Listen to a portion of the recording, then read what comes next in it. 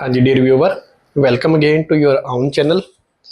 In the today video, we are going to continue our chapter Pattern of Social Inequality and Social Exclusion for Class Plus 2 Subject Sociology. And this is a part of this chapter videos number 4. And in this part, we will discuss the topic first, Social Exclusion. सामाजिक बहिष्कार, इसको हम हिंदी में बोलते हैं। और social exclusion का basic मतलब क्या होता है कि कोई भी इंडिविजुअल व्यक्ति या कोई भी लोगों का एक ग्रुप जो किसी भी बेस पर हो सकता है, कास्ट, जेंडर, किसी भी बेस पर हो सकता है। जब ये कोई भी इंडिविजुअल व्यक्ति या कोई भी लोगों का ग्रुप सोसाइटी के अंदर फुली पार्टिसिपेट ना कर पाए, उसको सोसाइटी की जो अलग अलग एक्टिविटीज़ हैं उसके अंदर इन्वॉल्व होने की एक फुल अपॉर्चुनिटी नहीं मिलती, उनको फुली पार्टिसिपेट करने से मना किया जाता है कि वो कुछ एक्टिविटीज़ हैं सोसाइटी के अंदर या कुछ रिचुअल्स हैं, प्रैक्टिसेस हैं, आप उसमें फुली पार्टिसिपेट नहीं कर सकते। आप कुछ जो एक्टिविटी है सोशल उसके अंदर पार्टिसिपेट नहीं करोगे तो आपको या कुछ लोगों के ग्रुप को उस फुली इन्वॉल्वमेंट से कट ऑफ कर दिया गया कि आप इसमें फुली इन्वॉल्वमेंट नहीं हो सकते। आप इस जगह पर तो जा सकते हो लेकिन इस जगह पर नहीं जा सकते, यहाँ पर आपका जाना अलाउड नहीं है। आपके ऊपर कुछ सैंक्शंस लगाए गए हैं जिसकी वजह से आप कंप्लीटली एक समाज के अंदर पार्टिसिपेट नहीं कर पा रहे हो, और इस कंसेप्ट को हम बोलते हैं सोशल एक्सक्लूजन। इसके बाद हम समझते हैं कि इसकी डेफिनेशन क्या हो सकती है। इसकी डेफिनेशन में आपको जैसे दिख रहा है कि यहाँ पर कि सोशल एक्सक्लूजन रेफर टू ए वे, कि सोशल एक्सक्लूजन एक ऐसा रास्ता है, एक ऐसा वे है इन विच एन इंडिविजुअल, कोई भी एक सिंगल पर्सन या फिर किसी लोगों का कोई पर्टिकुलर ग्रुप, एथनिक कोई भी ग्रुप हो सकता है, मे बिकम कट ऑफ, उनको कट ऑफ कर दिया गया कि वो सोसाइटी के अंदर फुली इन्वॉल्व नहीं हो सकते, वो हर जगह पर इन्वॉल्व नहीं हो सकते। उनको कुछ जगह पर उनकी जो एंट्री है या उनको काम करने की जो परमिशन है या कोई भी वो अपनी रिचुअल्स या कोई भी ट्रेडिशंस जो वो करना चाहते हैं उनको वहां पर अलाउड नहीं किया गया। और ये चीज सिस्टमेटिकली हुई है। सिस्टमेटिकली का मतलब क्या है कि इसको सोसाइटी के किसी ग्रुप के द्वारा बनाया गया है, एक सिस्टम के अकॉर्डिंग उनको डेलिबरेटली वहां से अलग किया गया है। जैसे आप देखते हो कि जो फीमेल्स हैं उस केस में कई बार कुछ रिलीजन्स के अंदर उनको शमशान के अंदर जाने की परमिशन नहीं होती, वहां पर सिर्फ मेल ही अलाउड होते हैं। कुछ पर्टिकुलर लोगों के द्वारा ऐसे ऐसे रूल्स हैं जो बनाए जाते हैं। आप कई बार देखते हो कि कुछ स्टेट्स के अंदर जो फीमेल है उनको जब मैरिज होती है तो मैरिज में फीमेल को बारात में नहीं लेके जाते, सिर्फ वहां पर मेल ही अलाउड होते हैं। ऐसे पर्टिकुलर कुछ जो रूल्स हैं या कुछ ऐसे जो सैंक्शंस हैं वो किसी एक ग्रुप द्वारा लगाए गए जिसकी वजह से वो लोग सोसाइटी के अंदर फुली पार्टिसिपेट नहीं कर पा रहे हैं, इन्वॉल्व नहीं हो पा रहे हैं, उनको कुछ जगह पर वर्जित किया गया है, उनके ऊपर कुछ प्रोविजंस लगाई गई हैं। और ये एक सिस्टमेटिकली सोसाइटी के द्वारा ये प्रिपेयर किया गया है, उनको ब्लॉक किया गया है किस चीज से कि वो सभी रिसोर्स के पास एक्सेस नहीं कर सकते। कुछ रिसोर्स उनके लिए अवेलेबल नहीं है, उनके लिए इक्वल अपॉर्चुनिटीज नहीं है, उन लोगों के लिए कुछ राइट्स नहीं दिए गए या वो लोग फुली पार्टिसिपेट नहीं कर पा रहे। इन सब चीजों से उनको एक डेलिबरेटली सिस्टम के अकॉर्डिंग ब्लॉक किया जाता है, और इस कंसेप्ट को हम बोलते हैं सोशल एक्सक्लूजन। तो इसमें मेन बात हमें जो अंडरस्टैंड करनी है वो है कि आपको या किसी पर्टिकुलर ग्रुप के लोगों को सोसाइटी के अंदर 100% इन्वॉल्व नहीं किया जा रहा, उनको फुली पार्टिसिपेशन करने से कट ऑफ किया गया है कि आप इस कंसेप्ट के अंदर या आप इस पर्टिकुलर जो हमारी प्रैक्टिसेस है डेली लाइफ की, आप उसके अंदर इन्वॉल्व नहीं हो सकते। कुछ ग्रुप्स के ऊपर बैन लगाया गया है, उनको वहां से ब्लॉक किया गया है, वो सभी रिसोर्स को गेन नहीं कर पा रहे, अपॉर्चुनिटीज को गेन नहीं कर पा रहे, या वो अपने राइट्स को नहीं ले पा रहे, या वो सोशल एक्टिविटीज के अंदर या प्रैक्टिसेस के अंदर पार्टिसिपेट नहीं कर पा रहे। और ये सब कुछ बनाया गया है एक सिस्टम के अकॉर्डिंग, ये कोई बायोलॉजिकल नहीं है। ये सोसाइटी के द्वारा जनरेट किया गया, एक सिस्टम के अकॉर्डिंग जनरेट किया गया है कि कोई पर्टिकुलर पर्सन या उनका लोगों का एक ग्रुप है जो वो किसी पर्टिकुलर सोशल प्रैक्टिसेस के अंदर इन्वॉल्व नहीं हो पाएगा, और इस कंसेप्ट को हम बोलते हैं सोशल एक्सक्लूजन। आप इसके नाम से ही समझ सकते हो, जैसे ये वर्ड है सोशल और एक वर्ड आपके अंदर इसका एक्सक्लूजन। एक्सक्लूजन का मतलब है कि उनको एक्सक्लूड कर दिया गया, एक्सक्लूड का मतलब उनको बाहर निकाल दिया गया। और किसके द्वारा? सोसाइटी के द्वारा। सोसाइटी के कुछ लोगों ने उनको फुली पार्टिसिपेट करने से बाहर निकाल दिया कि आप फुली पार्टिसिपेट नहीं कर सकते, यहाँ पर सिर्फ ये ग्रुप अलाउड है, ये ग्रुप अलाउड नहीं है, आप इससे एक्सक्लूड हो, और इसको हम बोलते हैं सोशल एक्सक्लूजन। अब इसकी एग्जाम्पल देखो। एग्जाम्पल क्या है? जैसे हम एंशियंट टाइम की बात करें तो जो दलित हैं, दलित की जो टेंपल के अंदर एंट्री थी उसको डिनाइड किया गया था कि जो दलित हैं वो टेंपल में एंट्री नहीं कर सकते। तो सोसाइटी के एक ग्रुप ने किसी दूसरे ग्रुप को इसके अंदर इन्वॉल्व होने से मना कर दिया कि आप टेंपल के अंदर जाकर वर्शिप नहीं कर सकते। वर्शिप करना उनकी एक सोशल प्रैक्टिस है, लेकिन किसी पर्टिकुलर ग्रुप के द्वारा टेंपल के अंदर इनका इन्वॉल्वमेंट नहीं होगा, इनके ऊपर ये चीज सैंक्शन लगा दी। और एग्जांपल जैसे ट्राइबल है, ट्राइबल को जिस एरिया में वो रह रहे हैं वहां से डिस्प्लेस कर दिया कि आपको यहां से निकलना होगा, क्योंकि यहाँ पर गवर्नमेंट की कंस्ट्रक्शन की वजह से कोई डैम बनेगा या कोई भी कंस्ट्रक्शन का काम होगा, तो उसकी वजह से उन लोगों को वहां से डिस्प्लेस कर दिया गया। वो अपनी लाइफ को वहां से छोड़ देंगे, वो इन्वॉल्व नहीं हो पाएंगे अपनी ट्राइबल लाइफ के अंदर, तो वहां से उसको डिस्प्लेस कर दिया। और ये डेलिबरेटली किया जाता है।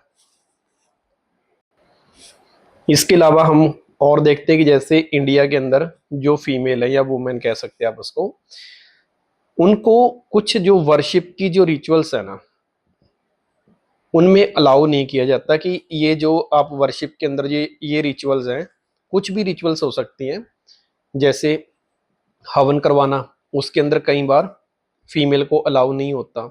जनरल बात है, 100% इम्प्लीमेंट नहीं होती, लेकिन बहुत सारे केस में ऐसा देखा जाता है कि जो फीमेल है उनको वर्शिप की जो भी रिचुअल्स है उनके अंदर इन्वॉल्व करने से मना किया जाता है, उनको वहां से कट ऑफ कर दिया कि आप इस रिचुअल्स के अंदर सिर्फ यहाँ पर मेल ही अलाउड है, यहाँ पर फीमेल अलाउड नहीं है, तो उनको यहाँ से बाहर निकाल दिया। तो ऐसी बहुत सारी एग्जांपल्स हैं जिससे हम ये समझ सकते हैं कि कैसे हमारी सोसाइटी सिस्टमेटिकली एक ग्रुप को या पर्टिकुलर लोगों के ग्रुप को किसी पर्टिकुलर सोशल प्रैक्टिसेस के अंदर इन्वॉल्व करने से कट ऑफ करती है। इसके बाद हम पढ़ते हैं कि जो हमारा सोशल एक्सक्लूजन है उसकी फीचर्स क्या है। तो पहली फीचर तो ये है कि जो आपका ये सोशल एक्सक्लूजन है ये एक्सीडेंटली नहीं है, अचानक नहीं होता, इसको एक सिस्टमेटिकली बनाया जाता है। इसको सोसाइटी के द्वारा एक सिस्टम के अकॉर्डिंग बनाया जाता है, ये कोई एक्सीडेंटली केस नहीं है कि ये अपने आप हो जाता है, तो इसको सोसाइटी के द्वारा सेट किया जाता है।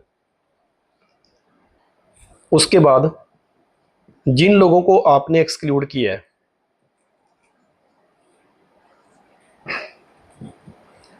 ये लोग धीरे धीरे उनके अंदर ये इच्छा खत्म हो जाती है कि वो खुद ही कुछ समय के बाद इन चीजों में पार्टिसिपेट करने से मना कर देते हैं कि अगर आप हमें एक्सक्लूड कर रहे हो तो हम खुद भी इसके अंदर अब पार्टिसिपेट नहीं करेंगे। जैसे कोई एक ग्रुप है, एक ग्रुप मान लो बी है, ये दो लोगों के ग्रुप है।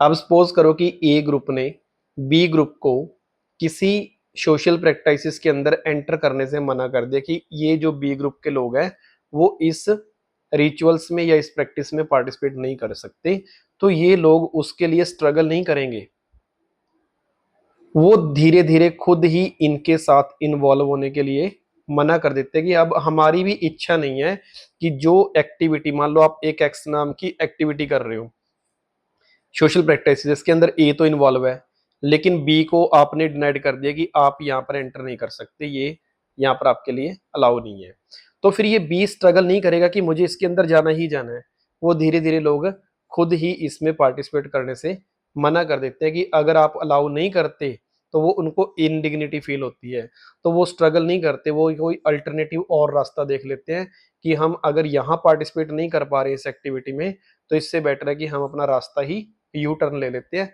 और किसी और रिचुअल्स के अंदर, किसी और रीजन के अंदर या किसी और हम कास्ट के अंदर चले जाते हैं जहां पर हमें डिग्निटी फील होती है।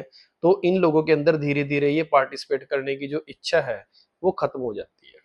तो ये एक तो आपका सिस्टमेटिकली आपको सोसाइटी के द्वारा ये जनरेट करके दिया गया है, और इन लोगों के अंदर धीरे धीरे खुद ही पार्टिसिपेट करने की जो इच्छा है वो खत्म हो जाती है कि अगर हमें इन्वॉल्व नहीं करना चाहते तो अब हम भी इसके लिए स्ट्रगल नहीं करेंगे, हमारी खुद की इच्छा नहीं है कि हम इसके अंदर पार्टिसिपेट करें। इसके बाद आता है रिएक्शन। जब हम सोसाइटी के किसी लोगों के ग्रुप को किसी पर्टिकुलर सोशल प्रैक्टिसेस से इन्वॉल्व करने से मना करते हैं तो वो उन लोगों का रिएक्शन क्या होता है।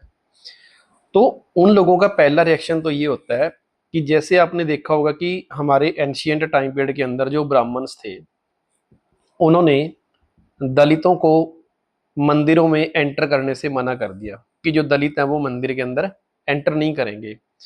तो दलित ने इसका अल्टरनेटिव ऑप्शन क्या देखा कि अगर ब्राह्मण हमें मंदिर के अंदर एंट्री करने से डिनाइड कर रहे हैं तो हम अपना टेंपल ही अलग बनाएंगे, हम इनके टेंपल में नहीं जाएंगे क्योंकि इन्होंने हमें एक्सक्लूड कर दिया। तो हम इसके अंदर पार्टिसिपेट करना ही नहीं चाहते, हम ब्राह्मणों के टेंपल में जाना ही नहीं चाहते। इससे बेटर है कि हम अपना टेंपल ही अलग बना लेंगे। टेंपल अलग बनाने का मतलब क्या है कि जो ब्राह्मण के डेटीज है, डेटीज का मतलब यहाँ पर देवी देवता है, तो उन्होंने कहा कि हम ब्राह्मणों के जो देवी देवता हैं उनके बने हुए टेंपल्स में अगर एंटर नहीं कर सकते तो हम अपने जो डेटीज हैं हम उनके टेंपल ही अलग बना लेते हैं, हम अपने डेटीज ही चेंज कर लेते हैं और हम अपने टेंपल्स को अलग बनाकर हम इनके पैटर्न पर ही काम करेंगे, लेकिन इनके साथ हम अब पार्टिसिपेट नहीं करेंगे।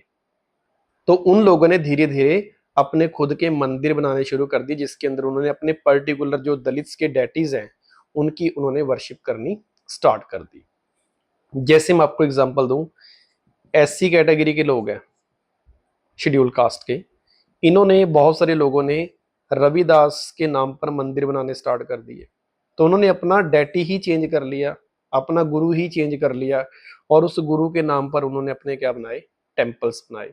तो इन्होंने ये रिएक्ट किया कि अगर आप हमें अलाउ नहीं करोगे तो हम अपने टेम्पल ही डिफरेंट बना लेते हैं, हम अपना डेटिस चेंज कर लेते हैं, हम अपनी वर्शिप का वे ही चेंज कर लेते हैं, लेकिन हम आपके साथ अब इच्छा नहीं है कि हम इसके अंदर पार्टिसिपेट करें। तो आप इसको लिखोगे कि आफ्टर द डिकेड्स ट्रीटमेंट, कई दशकों, डिकेड का मतलब होता है 10 साल का टाइम पीरियड, जैसे 20 30 40 या 50 साल जब उनको लगा कि हमारे साथ एक अच्छा ट्रीटमेंट नहीं हो रहा तो उन लोगों ने, दलितों ने अपने खुद के पर्टिकुलर अलग से टेम्पल्स है जो वो बिल्ट बना लिए। तो ये इनका पहला रिएक्शन है। फिर कुछ लोगों ने ये भी देखा कि जिस रिलीजन के अंदर हम रह रहे हैं उस रिलीजन के अंदर हमारा जो ग्रुप है उस ग्रुप को रिस्पेक्ट नहीं मिल रही। मान लो एक रिलीजन है उसके अंदर दो ग्रुप है, दोनों का रीजन सेम है, लेकिन जो ए ग्रुप है उसको तो इस रिलीजन के अंदर रिस्पेक्ट मिल रही है, लेकिन जो रिलीजन बी है उसको रिस्पेक्ट नहीं मिल रही। तो इन्होंने क्या किया कि जिस रिलीजन के अंदर हमें रिस्पेक्ट ही नहीं मिल रही तो क्यों ना हम अपना जो रिलीजन है उसको चेंज कर लेते हैं, हम किसी और रिलीजन में चले जाते हैं। अगर किसी पर्सन को किसी एक रिलीजन में रिस्पेक्ट नहीं मिल रही या उन लोगों के ग्रुप को रिस्पेक्ट नहीं मिल रही तो इससे वो रिएक्ट क्या करेंगे कि वो उस रिलीजन को ही छोड़ देंगे, क्योंकि उनको ये फील होता है कि अगर हम इस रिलीजन के साथ रहेंगे तो हमारे लोगों को कभी भी डिग्निटी नहीं मिलेगी, हमें ह्यूमिलिटेट किया जाता है, हमें एक्सप्लॉइजन किया जाता है, हमें एक्सक्लूजन किया जाता है। तो इसकी वजह से वो लोग क्या करते हैं, अपने रिलीजन को ही चेंज कर लेते हैं। मैं आपको एक एग्जाम्पल देता हूँ। अब जैसे डॉक्टर बी आर अम्बेडकर का नाम आपने सबने सुना है, जिसको हम फादर ऑफ इंडियन कॉन्स्टिट्यूशन भी बोलते हैं। अब डॉक्टर बी आर अम्बेडकर ने ये देखा कि अपनी लाइफ के जो उनके लास्ट ईयर थे, 1956 में उनकी डेथ हुई थी, तो लास्ट स्टेज पर जाकर उन्होंने अपना रिलीजन ही चेंज कर लिया, वो बुद्धिस्ट बन गए। उन्होंने बुद्ध रिलीजन को फॉलो कर लिया क्योंकि उनको लगता था कि जिस रिलीजन के अंदर वो पहले रह रहे हैं उस रिलीजन के अंदर उनको उतनी डिग्निटी गेन नहीं हो पा रही, तो इसकी वजह से उन्होंने अपनी लाइफ के लास्ट जो स्टेज है उसमें जाके अपना रिलीजन ही चेंज कर लिया। ये रिएक्शन था, क्योंकि डॉक्टर बी आर अम्बेडकर को एक्सक्लूड किया गया था, उनकी कम्युनिटी को एक्सक्लूड किया गया था, जिसकी वजह से वो फुली पार्टिसिपेट नहीं कर पा रहे थे सोशल प्रैक्टिसेस के अंदर, और इसी की वजह से उन्होंने अपना रिलीजन है जो वो फाइनली चेंज कर लिया। तो ऐसी हिस्ट्री के अंदर हमारे पास बहुत सारी एग्जांपल है जिसमें बहुत सारे लोगों ने अपने रिलीजन के अंदर जब उनको डिग्निटी नहीं गेन होती ना, तो उसकी वजह से वो लोग अपना जो रिलीजन है उसको चेंज कर लेते हैं। That is the second reaction of exclusion. तो आप यहाँ लिखोगे they converted themselves into other religion, कि उन्होंने अपने आप को किसी और रिलीजन में कन्वर्ट कर लिया, बिकॉज दे फील, उनको क्या फील हो रहा है कि that they are not getting a dignity, कि उनको रिस्पेक्ट नहीं मिल रही है उनके खुद के धर्म के अंदर। इससे बेटर है कि हम अपना धर्म छोड़ दें और हम किसी अदर रिलीजन को फॉलो कर लेंगे, और वो उस रिलीजन को ही फॉलो करेंगे जिसमें उनको लगता है कि हमें इसमें बेटर रिस्पेक्ट मिलती है। आप इसमें एग्जाम्पल लिख सकते हो डॉक्टर बी आर अम्बेडकर की, आप ये एग्जाम्पल इसमें दे सकते हो।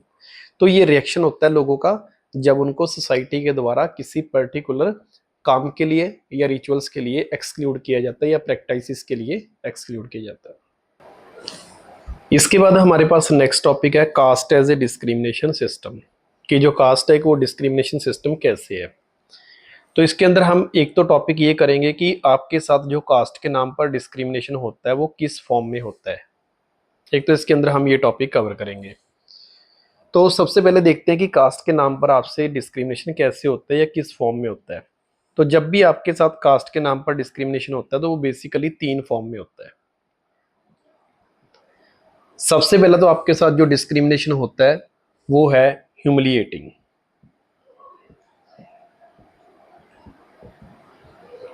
एक तो आपके साथ इस फॉर्म में होता है। अब ह्यूमिलिएटिंग का मतलब होता है to hurt a person dignity, to hurt a person's dignity.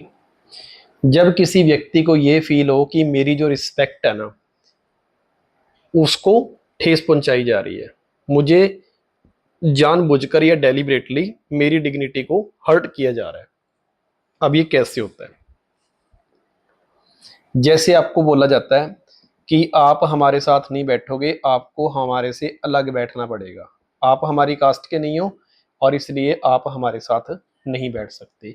तो ये आपकी डिग्निटी को हर्ट होता है कि मैं भी तो एक ह्यूमन हूँ, मुझे क्यों अलग बैठने के लिए बोला गया सिर्फ एक कास्ट की वजह से।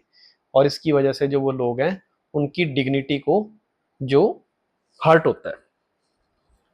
उसके बाद आपके साथ इंसल्टिंग बिहेवियर किया जाए, आपके साथ जो लोग बिहेव कर रहे हैं उसमें आपको फील हो रहा है कि इसने तो ये हमारी डायरेक्टली इंसल्ट कर रहे हैं, तो आपकी इंसल्ट कर रहे हैं बिहेवियर में, या आपको अलग कर बैठने के लिए बोला जा रहा है दूसरों से, तो ये आपकी डिग्निटी को हर्ट करता है और इसको हम बोलते हैं ह्यूमिलिएटिंग। ये आपकी पहली फॉर्म है जिसमें आपके साथ कास्ट के नाम पर डिस्क्रिमिनेशन होता है। इसके बाद आता है आपके पास एक्सक्लूजनरी, जो हमने अभी टॉपिक पढ़ा कि आपको सोसाइटी से कट ऑफ कर दिया जाता है, कि आप जो भी समाज की जो सोशल प्रैक्टिसेस है उसमें आपको कट ऑफ किया जा रहा है। तो आपके साथ ये भी एक डिस्क्रिमिनेशन की फॉर्म में हो सकता है। उसके बाद हमारे पास है एक्सप्लॉयटेटिव। एक्सप्लॉयटेटिव का मतलब होता है unfair use of someone labour. किसी व्यक्ति की जो मेहनत है, जो उसकी लेबर है, उसमें आप उसके साथ अनफेयर कर रहे हो। वो व्यक्ति काम तो ज्यादा कर रहा है लेकिन आप उसको एक प्रॉपर वेजेस नहीं दे रहे, और उसके साथ आप एक अनफेयर ट्रीट कर रहे हो दूसरों से, सिर्फ किस नाम पर? On the basis of the caste. तो आप 3 टाइप से डिस्क्रिमिनेशन फेस करते हो। ह्यूमिलिएटिंग, जिसके अंदर आपकी डिग्निटी को हर्ट हो रहा है। दूसरा एक्सक्लूजन, आपको कट ऑफ किया जा रहा है दूसरों से। और तीसरा आपके साथ एक्सप्लॉयटेटिव हो रहा है in the case of the labour. तो 3 तरह से जो डिस्क्रिमिनेशन है वो लोग फेस करते हैं कास्ट के बेस पर। तो ये इसका पहला टॉपिक है कि डिस्क्रिमिनेशन किस फॉर्म में होता है। इसके बाद हमारे पास टॉपिक आता है social status and economic status, social status and economic status. इसमें हम पढ़ेंगे कि किसी व्यक्ति का सोसाइटी के अंदर जो स्टेटस है इकोनॉमिक भी होता है और सोशल भी होता है। अब दोनों में लिंक कैसा है? इकोनॉमिक स्टेटस में आपकी वेल्थ, प्रॉपर्टी, पैसा सब कुछ आ जाता है। सोशल में आपकी रिस्पेक्ट होगी, आपका एक रैंक हो गया सोसाइटी के अंदर, ये आपका सोशल के अंदर आता है। अब इन दोनों में रिलेशन क्या है, इसको हम पढ़ेंगे 3 फेस में पढ़ेंगे। एक तो हम पढ़ेंगे इसको वर्ना सिस्टम के अंदर, कि जब हमारे पास ब्राह्मण, क्षत्रिय या शूद्र का कंसेप्ट था तो उस समय इन दोनों स्टेटस में क्या रिलेशन था। रिलेशन 2 टाइप से हो सकता है, या तो रिलेशन पॉजिटिव होगा या नेगेटिव होगा, कि जिस पर्सन का इकोनॉमिक स्टेटस हाई है तो उसका सोशल भी हाई होगा, जिस पर्सन का इकोनॉमिक स्टेटस लो है तो हो सकता है कि उसका सोशल स्टेटस भी लो हो। लेकिन इस चीज को हम पढ़ेंगे 3 रेफरेंस में। एक तो हम पढ़ेंगे वर्ना सिस्टम में। वर्ना सिस्टम में क्या था, इन दोनों के बीच में जो रिलेशन था वो इतना स्ट्रॉन्ग नहीं था। कैसे? अब जैसे मान लो कि आपका वर्ना सिस्टम के अंदर एक तो है ब्राह्मण, एक आपके पास है मान लो शूद्र, या आप इससे पहले लिख सकते हो क्षत्रिय। अब देखा जाए तो वर्ना सिस्टम के अंदर ब्राह्मण को रैंक 1 दिया गया है, क्षत्रिय को रैंक 2 दिया गया है। लेकिन अब ब्राह्मण रैंक 1 पर होने का मतलब क्या है कि इसका जो सोशल स्टेटस है वो सबसे हाई है। रैंक 1 का मतलब यहां पर क्या है कि उसका सोशल स्टेटस बहुत हाई है। पर क्या इस बात का ये मतलब बनता है कि अगर ब्राह्मण का सोशल स्टेटस हाई है तो उसके पास पैसा भी ज्यादा होगा? तो ऐसा तो नहीं था। प्रॉपर्टी का मालिक कौन है? क्षत्रिय है, क्योंकि वो वॉरियर है, किंग है, और किंग के पास सारा ही रेवेन्यू डिपार्टमेंट है, उसके पास सारा पैसा, सारी प्रॉपर्टी उस एरिया की किसके पास है? क्षत्रिय के पास है। लेकिन क्षत्रिय रैंक में कौन से नंबर पर है? 2 पर है। तो इकोनॉमिक स्टेटस में तो क्षत्रिय हाई है, पैसे के मामले में तो क्षत्रिय नंबर 1 पर है। लेकिन अगर उसको हम सोशल स्टेटस में देखें तो ये सोशल स्टेटस में ब्राह्मण के नीचे है। तो इससे हमें समझ क्या आता है? इससे हमें यह समझ आता है कि वर्ना सिस्टम में जो व्यक्ति सोशल स्टेटस में हाई है वो जरूरी नहीं कि वो इकोनॉमिक स्टेटस में भी हाई हो। यहां पर ब्राह्मण सोशल स्टेटस में नंबर 1 पर है, पर हो सकता है कि उसके पास इकोनॉमिक रिसोर्स ना हो। लेकिन जो क्षत्रिय है उसके पास इकोनॉमिक स्टेटस तो हाई है, बट वो सोशल स्टेटस में ब्राह्मण से पीछे है। तो इन दोनों में इतना अच्छा कोरिलेशन नहीं था। तो ये है आपका पॉइंट नंबर 1, कि यहां पर आपका सोशल स्टेटस और जो इकोनॉमिक स्टेटस है इन दोनों में जो कोरिलेशन है उसमें एक गैप है। वो दोनों एक दूसरे से कोरिलेटेड नहीं है। जरूरी नहीं कि एक पर्सन इकोनॉमिकली स्ट्रांग है तो वो सोशल भी स्ट्रांग होगा, या सोशल स्टेटस उसका स्ट्रांग है तो इकोनॉमिक स्टेटस भी स्ट्रांग होगा। तो आप इसमें ये ब्राह्मण और क्षत्रिय के एग्जांपल देके इस पॉइंट को एक्सप्लेन कर सकते हो। अगर आपको मैं शॉर्ट में बताऊं तो आप लिखोगे कि यहां पर उन दोनों के बीच में जो इकोनॉमिक और जो सोशल 2 टाइप के स्टेटस है ये शार्पली एक दूसरे से सेपरेट है। इसका रिजल्ट ये निकलता है कि ये दोनों बिल्कुल एक दूसरे से अलग हैं।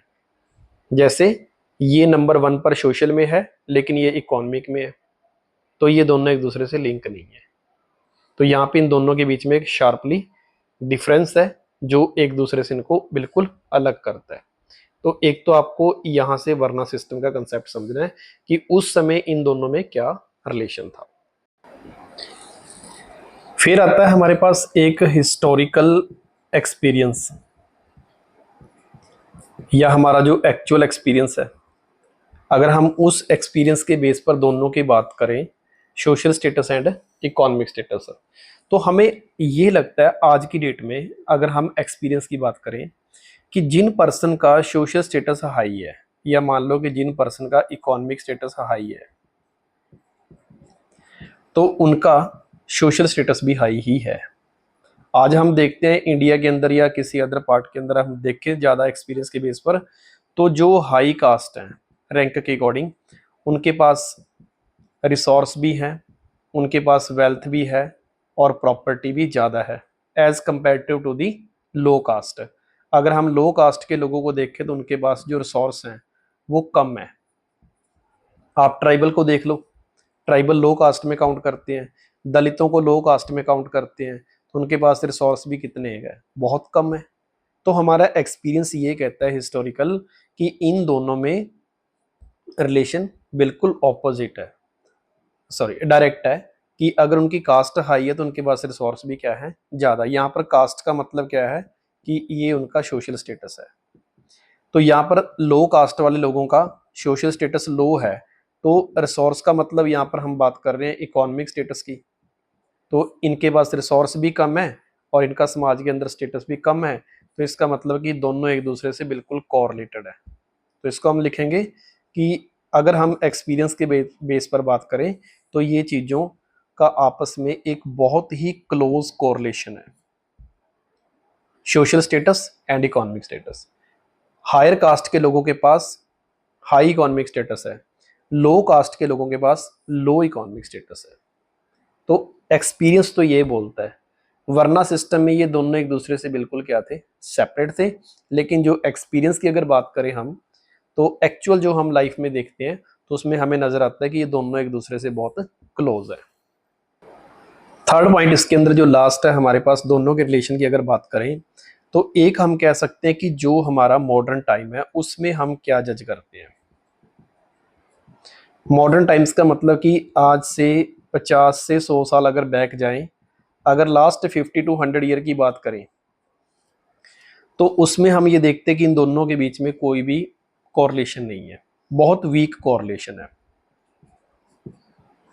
Weaker then the earlier. आप पिछले 50 या 100 साल में आप देखोगे तो इन दोनों के बीच में जो कोरिलेशन था ना वो पहले से बहुत वीक हो गया। कैसे हुआ? आप इंडिया के अंदर कोई भी कास्ट उठा लो, कोई भी, आप उसमें देखोगे कि हर कास्ट के अंदर आपको रिच पर्सन भी मिलेंगे, आपको पुअर पर्सन भी मिलेंगे। तो हर कास्ट के अंदर रिच भी है, पुअर भी है। अगर आप एससी की बात करते हो तो इनका स्टेटस क्या है, सोशल स्टेटस लो है। लेकिन इसके अंदर आपको एससी के अंदर रिच पर्सन भी मिलेंगे और आपको पुअर पर्सन भी मिलेंगे। अगर रिच है तो इसका मतलब कि इकोनॉमिक स्टेटस उनका हाई हो गया, अगर पुअर है तो इनका इकोनॉमिक स्टेटस लो हो गया। तो आप प्रेजेंट डेट के अंदर 50 या 100 साल में देखोगे तो आज की डेट में हर कास्ट के अंदर आपको रिच और पुअर दिखाई देते हैं। कास्ट के नाम पर सभी व्यक्ति एक ही ग्रुप में रिच नहीं है, उसी कास्ट के अंदर सभी लोग गरीब भी नहीं है, आपको दोनों का कॉम्बिनेशन मिलेगा। मतलब एक ही कास्ट के अंदर हाई इकोनॉमिक स्टेटस भी मिलेगा, उसी के अंदर आपको लो इकोनॉमिक स्टेटस भी मिलेगा, चाहे उसके अंदर कास्ट हाई हो चाहे कास्ट लो हो। लो कास्ट के अंदर गरीब भी हैं, लो कास्ट के अंदर अमीर भी हैं, हाई कास्ट के अंदर आपको रिच लोग भी मिलेंगे, हाई कास्ट के अंदर आपको पुअर भी मिलेंगे। तो मॉडर्न टाइम से हम ये कह सकते हैं कि ये जो हमारा जो दोनों का स्टेटस है ना, आपका इकोनॉमिक स्टेटस और आपका सोशल स्टेटस, इन दोनों के बीच में जो कॉरिलेशन है ना वो पहले से अब और ज्यादा वीक हो चुका है। आपको हर कास्ट के अंदर हाई स्टेटस इकोनॉमिक और लो इकोनॉमिक स्टेटस के पर्सन मिलेंगे। तो जब भी आपसे टॉपिक पूछा जाएगा कि what is the relation between the economic status and social status, तो आपको ये 3 फेस में बताना है कि वरना सिस्टम में हमें लगता था कि ये दोनों बिल्कुल एक दूसरे से अलग है। एक्सपीरियंस ये करता है कि ये दोनों बहुत क्लोज हैं एक दूसरे के, लेकिन मॉडर्न टाइम कहता है कि अब धीरे धीरे ये सिस्टम बहुत वीक हो चुका है, कि ये ज़रूरी नहीं है कि जिस पर्सन का सोशल स्टेटस हाई होगा वो हमेशा हाई इकोनॉमिक होगा या लो इकोनॉमिक होगा, उसका कॉम्बिनेशन है। तो उसमें ये बहुत वीक हो चुका है। तो ये आपका टॉपिक था caste as a discrimination system. इसमें हमने पढ़ा कि एक तो इसकी कौन सी फॉर्म्स हैं, 3 फॉर्म्स में डिस्क्रिमिनेशन होता है, और फिर हमने पढ़ा कि जो कास्ट सिस्टम है और जो आपका इकोनॉमिक और सोशल स्टेटस है उनके बीच में आपस में रिलेशन क्या है। वीडियो का हमारा जो नेक्स्ट पार्ट है उसके अंदर हमारा टॉपिक है अनटचेबिलिटी। अनटचेबिलिटी, अछूत जिसको हम बोलते हैं, अब इसकी पहले आप लिखोगे डेफिनेशन कि अनटचेबिलिटी का बेटा मतलब क्या होता है। तो अनटचेबिलिटी है जो, वो एक आपकी सोशल प्रैक्टिसेस है जो समाज के लोगों के द्वारा परफॉर्म की जाती है। अब ये एक ऐसा सामाजिक प्रैक्टिसेस है जिसके अंदर सर्टेन ग्रुप, कुछ खास तरह के ग्रुप होते हैं। जैसे आप ब्रैकेट में लिख सकते हो कि एक सर्टेन ग्रुप हमने ले लिया जैसे दलित। अब इन दलित लोगों को उस प्रैक्टिसेस के अकॉर्डिंग कंसीडर किया जाता है एज इम्प्योर, कि ये लोग कैसे हैं, बिल्कुल इम्प्योर है, और इन लोगों को समाज के दूसरे ग्रुप के द्वारा अवॉइड किया जाता है।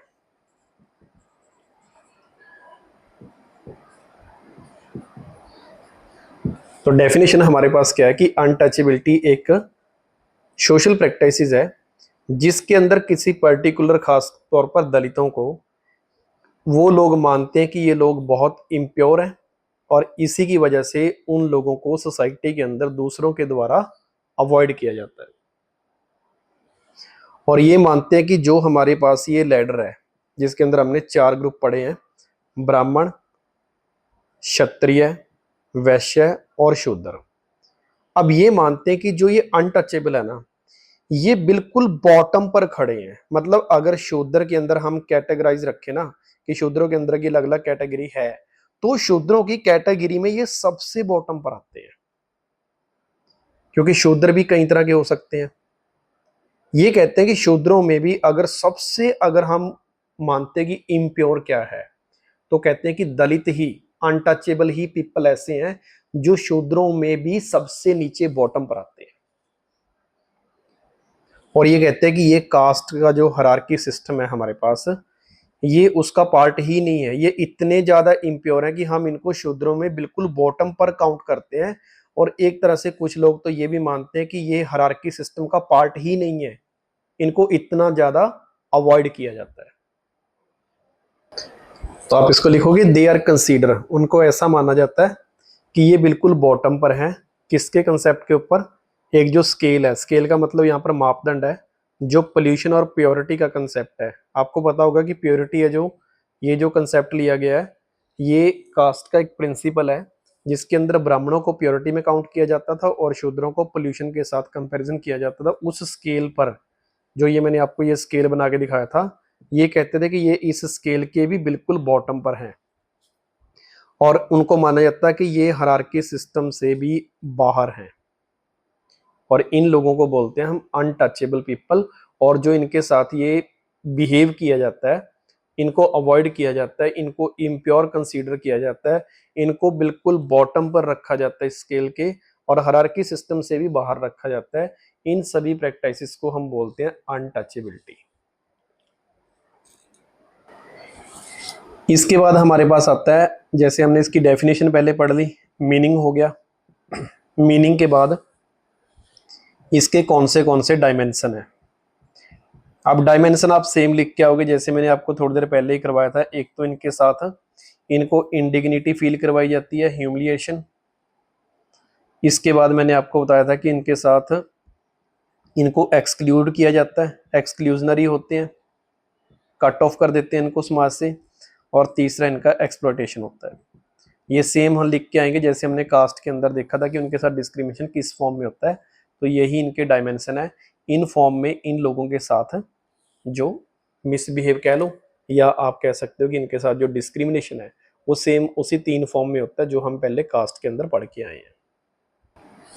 उसके बाद आता है कि इन लोगों को कौन सी समाज के अंदर जो कॉमन प्रैक्टिसेस हैं वो फेस करनी पड़ती हैं। सबसे पहले आता है जेस्चर ऑफ डेफरेंस। ये मैं आपको टोटली एनसीईआरटी से ही ये उठाए हुए वर्ड हैं जो मैं आपको यहाँ से समझा रहा हूँ। जेस्चर ऑफ डेफरेंस, इसका मतलब क्या होता है कि जब आप किसी सामने वाले पर्सन के सामने एक बिहेव करते हो और वो बिहेव ऐसा होता है कि जैसे आप उस व्यक्ति को, जो आपसे रैंक में हायर पोजीशन पर है, उसको कोई रिस्पेक्ट दे रहे हो। That respect toward a higher position. जैसे आप किसी टीचर्स के पास से निकलते हो या प्रिंसिपल सर के पास से निकलते हो, तो आप थोड़ा सा अपना बॉडी मूवमेंट्स को चेंज करते हो और एक जेस्चर प्रेजेंट करते हो कि जैसे आप उसकी जो पोस्ट है उसको रिस्पेक्ट दे रहे हो। तो जो भी हम बॉडी के जेस्चर्स पेश करते हैं किसी दूसरे पर्सन के सामने जो हमारे से हायर पोजीशन से है, जैसे हम सिर झुका लेते हैं, भगवान के आगे भी हम अपना सिर झुकाते हैं, that is the gesture of deference. तो इनको ऐसी ऐसी जो रिचुअल्स हैं, जो प्रैक्टिसेस हैं, वो फेस करनी पड़ती हैं। जब भी कोई हायर कास्ट का पर्सन निकलेगा, जैसे ब्राह्मण उनके सामने से निकलेगा, तो उनको ऐसे ऐसे जेस्चर्स हैं जो वो अपनी बॉडी से वो रिफ्लेक्ट करने पड़ते थे। उसके बाद आता है बो ऑफ हेड गियर। ये वर्ड भी आपका एनसीईआरटी से ले गया है। हेड गियर का मतलब होता है कि कोई भी पर्सन जो अपने सिर के ऊपर कोई भी चीज बांध लेता है, जैसे आप पगड़ी बांध लेते हो, कोई कपड़ा बांध लेते हो, किसी भी तरह का, ठीक है। ट्राइबल के अंदर अलग अलग टाइप्स के जो हेड गियर्स है वो डाले जाते हैं। तो जैसे कोई ब्राह्मण किसी दलित के सामने से निकलेगा, तो इन्होंने अपने हेड के ऊपर कोई भी चीज जो बांधी हुई है, ये इसको वहां से उतार लेंगे और अपने हाथ में रख लेंगे और उसको रिस्पेक्ट देंगे कि हम आपके सामने सिर के ऊपर कुछ ऐसा नहीं बांध सकते जिससे आपको इंडिग्निटी फील हो। तो ये अपने सिर के ऊपर कोई भी कपड़ा बांधा हुआ है तो उसको अपने हेड से उतार के अपने हाथ में रखेंगे और एक जेस्चर के जरिए उनको रिस्पेक्ट देंगे। इसको हम बोलते हैं हेड गियर। हम सिर पर कोई भी चीज, जैसे पगड़ी बांधते हैं, राजस्थान के अंदर बांधते हैं, हरियाणा के अंदर बांधते हैं, तुरला लोग कुछ छोड़ते हैं, अलग अलग टाइप के जो हम सिर के ऊपर जो टर्बन्स या कुछ भी आप कह सकते हो, एक फेस के ऊपर हम ये चीजें यूज करते हैं हेड के ऊपर, तो उनको उतार दिया जाता था जब भी ये निकलते थे वहां से। उसके बाद स्टैंडिंग बो हेड। और आप जब भी ये दलित वहां खड़े होंगे और कोई हायर पोजीशन का पर्सन वहां से निकलेगा कास्ट के नेम पर, तो उनको अपना सिर है जो वो झुकाना पड़ेगा स्टैंडिंग पोजीशन के अंदर। और इसके अलावा ये लोग कोई भी ब्राइट कपड़े नहीं पाएंगे, ये इनको ब्राइट कपड़े डालना अलाउ नहीं था। ये सारे कुछ प्रैक्टिसेस हैं जो इन अनटचेबल लोगों को वहां पर फॉलो करने पड़ते थे। अब इसके बाद आता है हमारे पास अनटचेबल लोगों के लिए जो हमारे रिफॉर्मर्स है 19 और 20 सेंचुरी के, उनमें कौन से इंपॉर्टेंट है। सबसे पहले अनटचेबल लोगों के लिए जो सबसे इंपॉर्टेंट नाम है वो है आपका महात्मा गांधी जी। महात्मा गांधी जी ने 1930s के टाइम में, अगर मैं आपको एग्जैक्ट बताऊं तो 1932 है, ठीक है। इस टाइम में इन लोगों को एक नाम दिया हरिजन। और हरिजन यहाँ पर जो वर्ड है इसका आपसे मीनिंग पूछा जाता है। हरि का मतलब होता है गॉड और जन का मतलब होता है बच्चे। तो आप इसको लिख सकते हो कि दे आर दी चाइल्ड या चिल्ड्रन ऑफ गॉड। तो महात्मा गांधी ने इनको ये कहना चाहा कि ये भी परमात्मा के पैदा किए हुए बच्चे हैं। जैसे गॉड ने अदर कास्ट के लोगों को पैदा किया इस धरती के ऊपर, सेम ऐसे ही हरिजन भी उस परमात्मा के पैदा किए हुए बच्चे हैं। तो वहां पर वो बात करना चाहते हैं इक्वालिटी की। और इसके अलावा महात्मा गांधी ने इन लोगों के लिए एक वीकली न्यूज़पेपर भी जारी किया। एक वीक के बाद ये न्यूज़पेपर आता था जिसके अंदर उन लोगों की रिस्पेक्ट की बात होती थी, उनके साथ होने वाले डिस्क्रिमिनेशन के ऊपर आर्टिकल्स लिखे जाते थे महात्मा गांधी के द्वारा। और इस अखबार का नाम भी उन्होंने रखा हरिजन। तो महात्मा गांधी ने इन लोगों के लिए एक न्यूज़पेपर इशू किया और इनको नाम दिया हरिजन। इसके बाद जो सेकंड मेन पर्सनैलिटी है जिन्होंने रिफॉर्म किए हैं वो है आपके डॉक्टर बी आर अम्बेडकर। तो डॉक्टर बी आर अम्बेडकर ने भी दलितों के ऊपर बहुत कुछ लिटरेचर में लिखा है। उनके लिए अलग अलग लॉज बनवाने के लिए असेंबलीज में स्ट्रगल किया है। ब्रिटिश के सामने भी बहुत सारी डिमांड्स रखी हुई हैं और दलितों को एक सेपरेट इलेक्ट्रोल देने की बात भी हुई थी कि जो दलित हैं उनका जो इलेक्ट्रोल है वो सेपरेट होना चाहिए। उनके ऊपर कुछ बुक्स लिखी हैं। तो ये आप डॉक्टर बी आर अम्बेडकर के बारे में लिख सकते हो। तो ये थे दो रिफॉर्मर जो हमारे सिलेबस का पार्ट है। इसके बाद आप ज्योतिबा बाई फुले और बहुत सारे राइटर्स हैं उनके बारे में भी लिख सकते हैं। इसके बाद आता है कि जो अनटचेबल के अंदर हमारा कंसेप्ट था दलित्स। दलित्स ने अपने राइट्स के लिए कौन सी मूवमेंट है जो इंडिया के अंदर स्टार्ट की है। अब हम उन मूवमेंट्स के बारे में पढ़ेंगे। अब इस मूवमेंट में हमारे पास सबसे पहली मूवमेंट है दलित पैंथर मूवमेंट। ये सारा मैं आपको एनसीईआरटी से ही कवर करवा रहा हूं। तो मूवमेंट का नाम है दलित पैंथर मूवमेंट, जो कि 1972 में हुई थी। अब इस मूवमेंट के बारे में थोड़ा मैं आपको इसका बैकग्राउंड बताता हूँ कि ये मूवमेंट कैसे स्टार्ट हुई है और इसका क्या रीज़न था और ये कहाँ से मोटिवेट थे।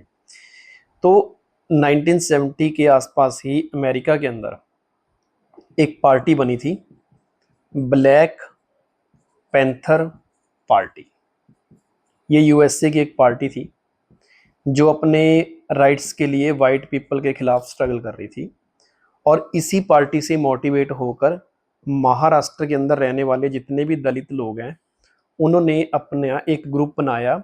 जैसे उन्होंने नाम रखा था ब्लैक पैंथर पार्टी, तो इन्होंने ब्लैक की यहाँ पर उनको नाम क्या दिया गया, दलित, क्योंकि वहाँ पर तो रेशियल डिस्क्रिमिनेशन था, यहाँ पर कास्ट के नाम पर था। तो इन्होंने अपनी मूवमेंट का नाम रखा दलित पैंथर मूवमेंट। तो ये कहीं ना कहीं मोटिवेट हुए थे अमेरिका की इस पार्टी से और इन्होंने इसके लिए अपना नाम रखा सेम पैंथर के नाम पर ही। और इस मूवमेंट को महाराष्ट्र के अंदर स्टार्ट किया गया 1972 के अंदर। अब इस मूवमेंट को जो स्टार्ट करने वाले पर्सन थे उनका नाम था नामदेव धासल। एक तो ये पर्सन है जिन्होंने इस मूवमेंट को स्टार्ट किया था और इसके एक मेन लीडर हैं जेवी पवार। इन्होंने ये मूवमेंट है जो वो महाराष्ट्र के अंदर स्टार्ट की थी। उसके बाद आता है कि जो ये मूवमेंट है इसकी फीचर्स क्या थी। सबसे पहले तो जो ये मूवमेंट थी वो आपकी रेडिकल मूवमेंट थी। ये एक रेडिकल ग्रुप था।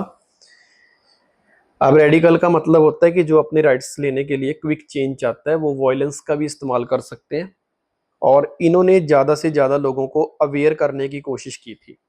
अब अवेयर कैसे किया, राइटिंग्स के ज़रिए, स्पीच के ज़रिए लोगों को मोटिवेट किया, अवेयर किया। किन लोगों को, दलित्स को, कि हमारी राइट्स को कैसे एक्सप्लॉइट किया जा रहा है, कैसे हमें सोसाइटी के अंदर ऑप्रेस्ड किया जा रहा है, कैसे हम डाउन ट्रोडन हो रहे हैं। और इनका एक पॉइंट ये था कि इन्होंने क्रिटिसाइज किया, किसको क्रिटिसाइज किया, यहां तक कि महाराष्ट्र की गवर्नमेंट को भी क्रिटिसाइज किया और अपर कास्ट के लोगों को भी यहाँ पर क्रिटिसाइज किया गया। ये इस मूवमेंट की बेसिक फीचर थी। तो आपको इसके बारे में इतना ही याद रखना है। उसके बाद हमारे पास एक मूवमेंट का नाम है जो पंजाब में स्टार्ट हुई थी, आदि धर्म मूवमेंट। ये आज़ादी से बाद की है, जो ऊपर मैंने बताई है ये आज़ादी से पहले की है, 1920s की ये बात है। और जो ये मूवमेंट है ये पंजाब में स्टार्ट हुई थी और इस मूवमेंट को स्टार्ट करने वाले पर्सन का नाम है मंगू राम मंगोलिया। इन्होंने ये मूवमेंट है जो वो स्टार्ट की थी। और ये जो मूवमेंट थी, पंजाब का एक एरिया है दोआबा बोलते हैं उसको, दोआबा मतलब दो दरियाओं के बीच की धरती। तो उसमें एक तो आपका जो पंजाब का शहर है मेन जलंधर, होशियारपुर, और एक है आपका यहाँ पर कपूरथला। ये इस एरिया में ये मूवमेंट है जो वो स्टार्ट हुई थी दलित के द्वारा।